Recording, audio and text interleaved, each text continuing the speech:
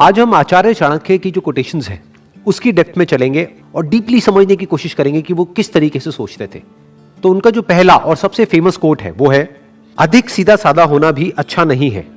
सीधे वृक्ष पहले काट लिए जाते हैं और टेढ़े मेढ़े बच जाते हैं।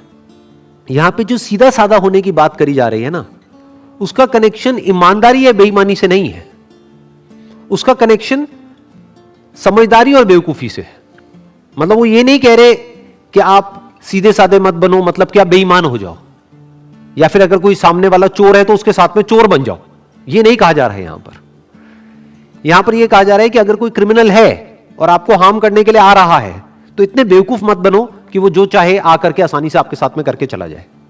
तो सीधा साधा किस कॉन्टेक्स्ट में कहा जा रहा है? सीधा साधा कहा जा रहा है समझदार और बेवकूफ के कॉन्टेक्स्ट में। अब कौन है समझदार और कौन है बेवकूफ?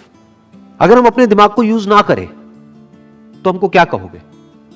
आप बेवकूफ भी कह सकते हो और सीधा साधा भी कह सकते हो। बिल्कुल एक जानवर के जैसा भोला भाला, जो उसका बेसिक नेचर होता है बस उसके हिसाब से चलता चला जाता है, वो एक सीधी डायरेक्शन में चलता है। इसलिए जानवर को पकड़ा जा सकता है, उसको कैद किया जा सकता है और उसको अपने हिसाब से चलाया जा सकता है। उसको इंसान यूज कर सकता है और करता ही है। तो अगर आप इंसान होने के बावजूद भी अपना दिमाग यूज नहीं करते हो तो क्या कहेंगे? आपको सीधा साधा भी कह सकते हैं और बेवकूफ भी कह सकते हैं। क्यों? क्योंकि आप एक ही डायरेक्शन में चलते चले जाते हो। जो भी आपका बेसिक नेचर है बस उसके हिसाब से चलते ही चले जाओगे। ये नहीं देखोगे कि सिचुएशन क्या है, ये नहीं देखोगे कि सामने वाला क्या है। इनफैक्ट आचार्य चाणक्य का ही एक और कोटेशन है जो इस बात से बिल्कुल परफेक्टली लिंक होता है। वो क्या कहते हैं?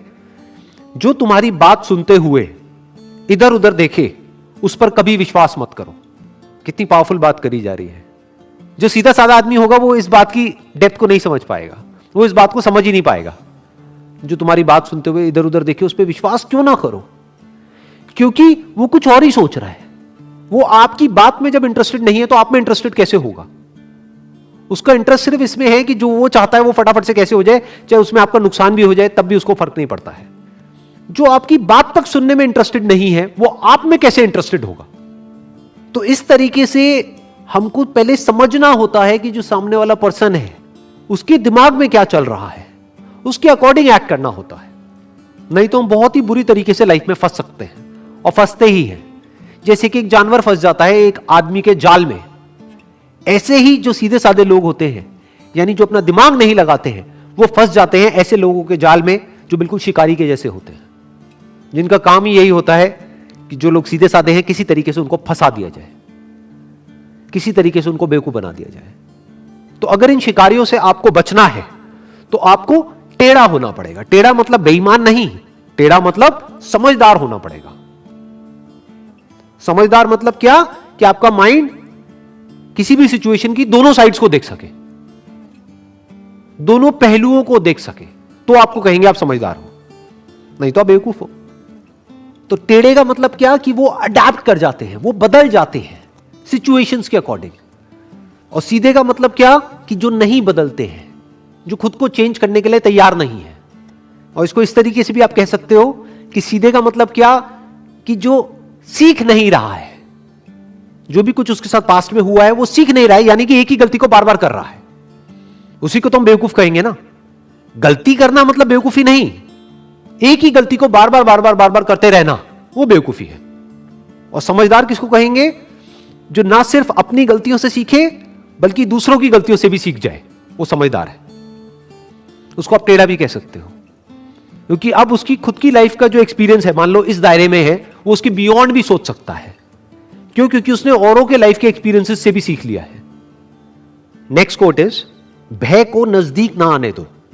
अगर ये नजदीक आए तो इस पर हमला कर दो, यानी भय से भागो मत, इसका सामना करो।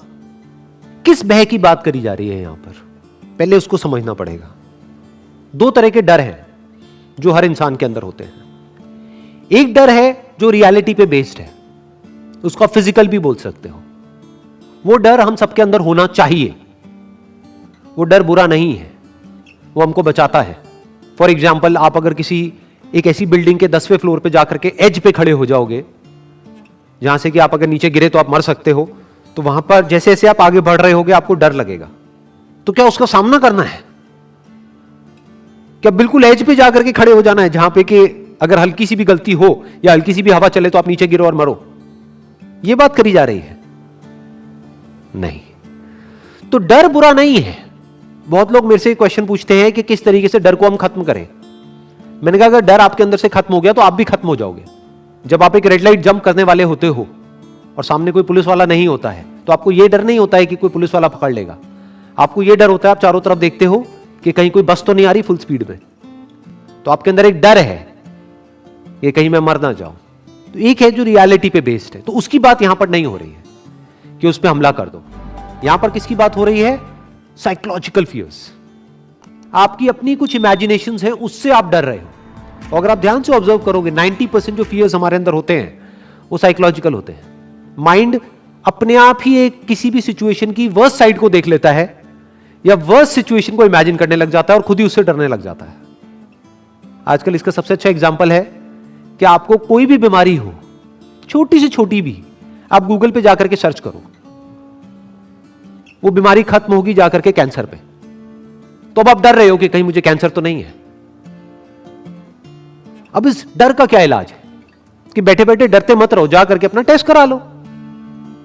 तो बहुत सारे हमारे डर ऐसे होते हैं जो साइकोलॉजिकल होते हैं, उससे नहीं डरना है। उसकी बात करी जा रही है कि अगर उस तरह का कोई डर लगे तो उस पर हमला कर दो।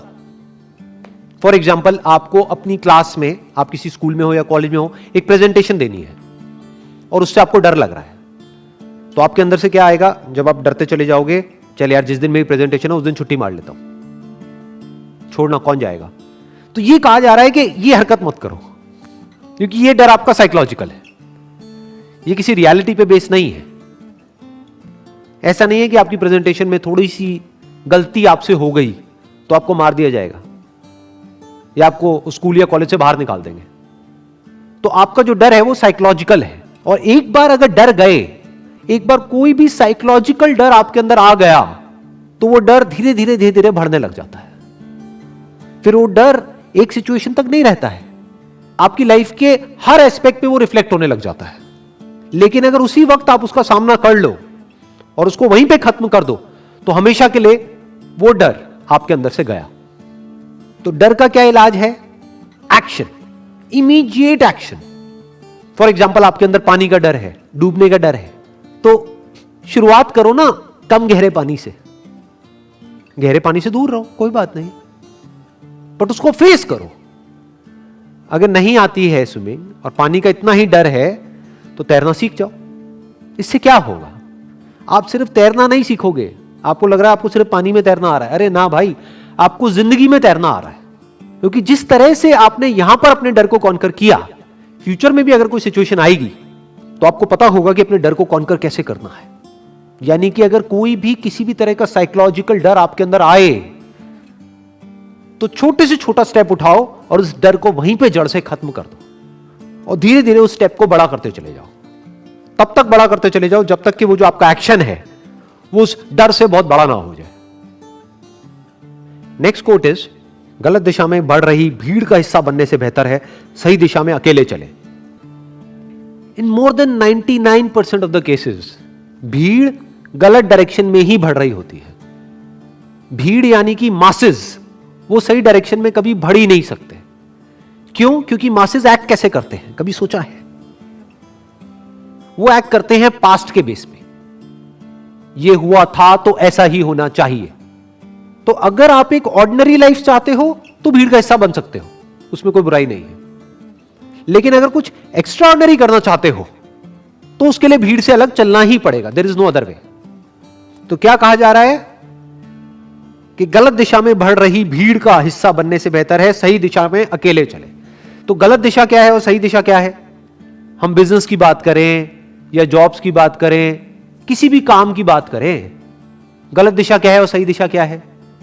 गलत दिशा वो है जहां पर डिमांड कम हो, जो भी आप काम कर रहे हो उसकी, आपके प्रोडक्ट्स की, आपकी सर्विसेज की, या आपकी, अगर आप एक जॉब कर रहे हो तो आपकी डिमांड, जहां पर डिमांड कम हो और सप्लाई बहुत ज्यादा हो। तो कंपटीशन ज्यादा हो गया, कंपटीशन ज्यादा हो गया तो स्ट्रेस ज्यादा हो गया।